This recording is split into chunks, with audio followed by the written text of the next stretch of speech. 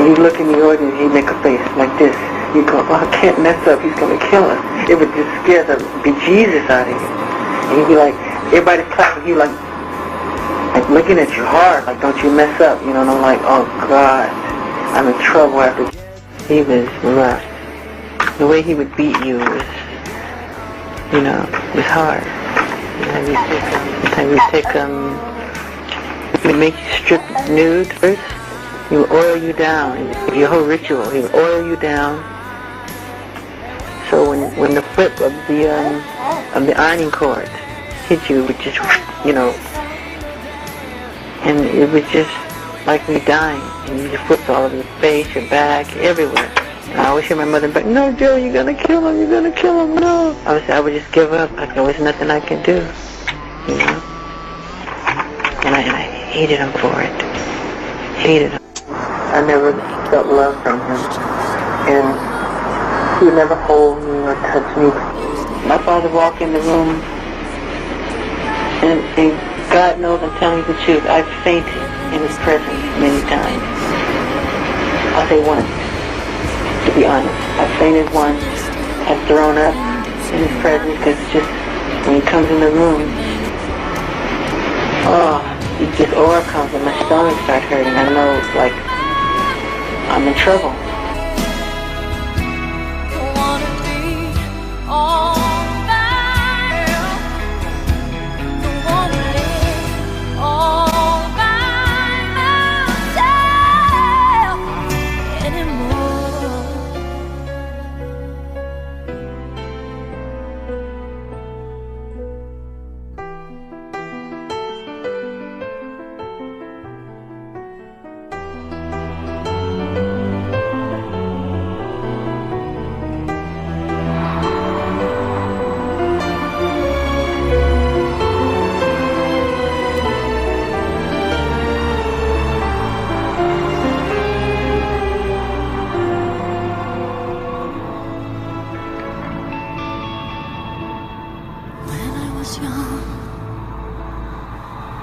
Never needed anyone.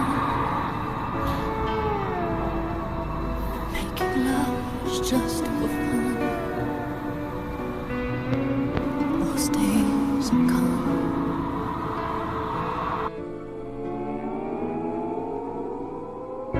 All by myself. Don't wanna be all. Now he's so different now. He wants to be a better father. I just wish he had learned that earlier.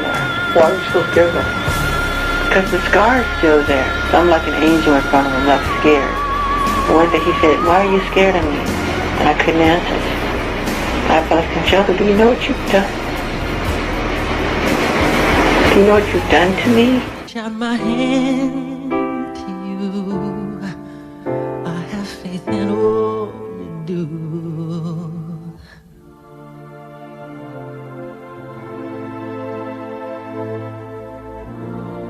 Just call my name and I'll be there. Oh, yeah. Just let me fill your heart with joy and laughter. Togetherness is all I'm after. Whenever you need me, I'll be there. Oh, I'll be there. If you enter this world knowing you are loved, and you leave this world knowing the same, that everything that happens in between can be dealt with. A professor may degrade you, but you will not feel degraded. A boss may crush you, but you will not be crushed. A corporate gladiator might vanquish you, but you will still triumph. How could any of them truly prevail in pulling you down? For you know that you are an object worthy of love. The rest is just packaging. If you don't have that memory of being loved, you are condemned to search the world for something to fill you up. But no matter how much money you make or how famous you become, you will still feel empty. What you are really searching for is unconditional love, unqualified, And that was the one thing that was denied to you at birth. Friends of children who harbor animosity and resentment toward their parents, so that any overture that their parents might undertake would be thrown forcefully back in their face. Tonight, I don't want any of us to make this mistake.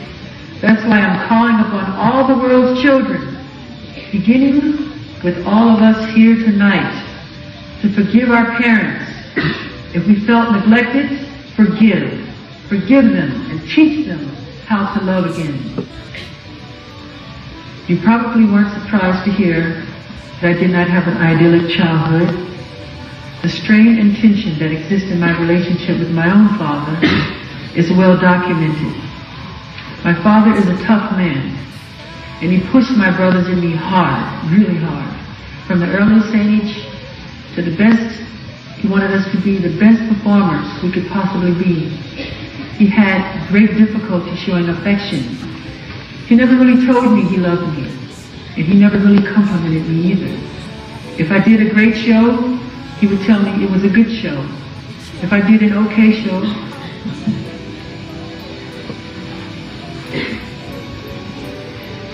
he would say nothing.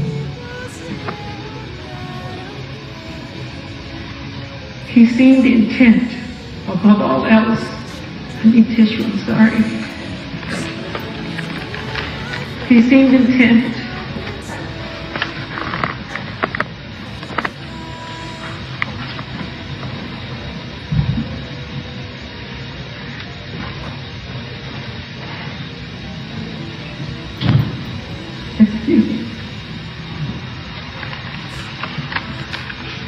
He seemed intent, above all else, on making us a commercial success, and that he was more than adept.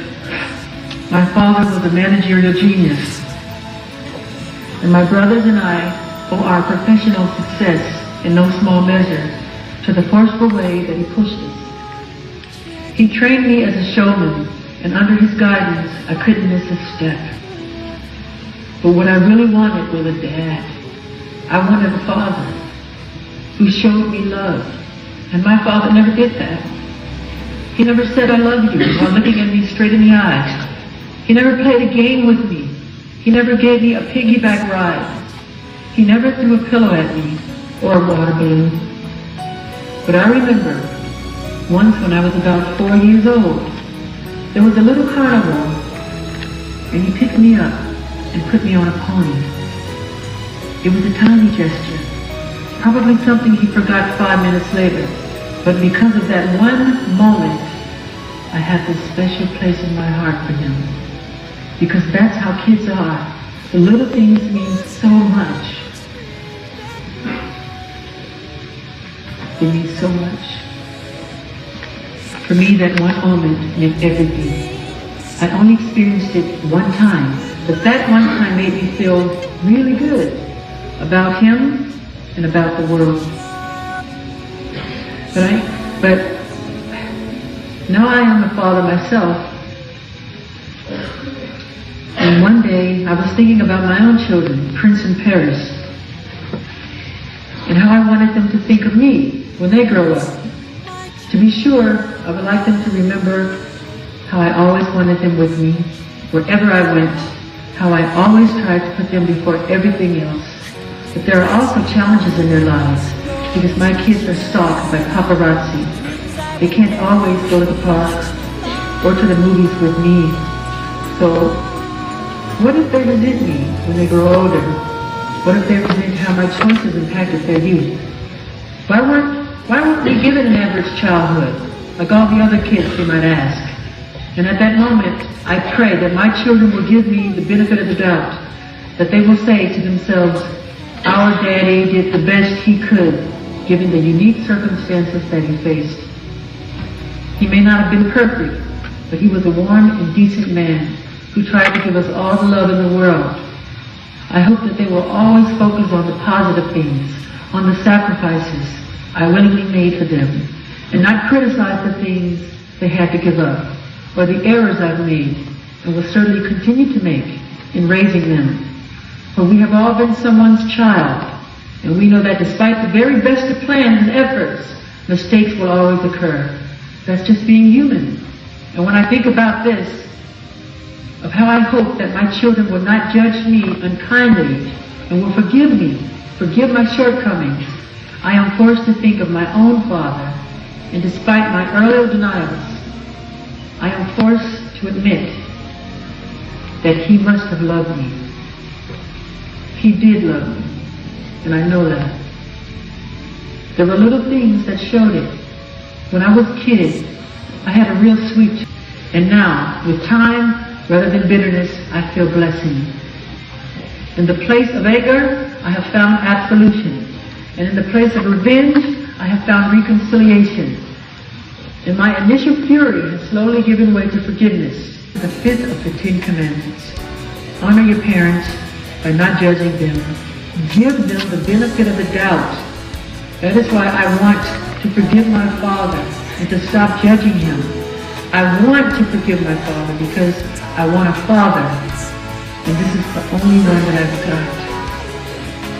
I want the weight of my past lifted from my shoulders, and I want to be free to step into a new relationship with my father for the rest of my life, unhindered by the goblins of the past. In a world filled with the hate, we must still dare to hope, keep hope alive.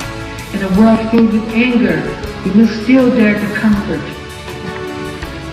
In a world filled with despair, we must still dare to dream.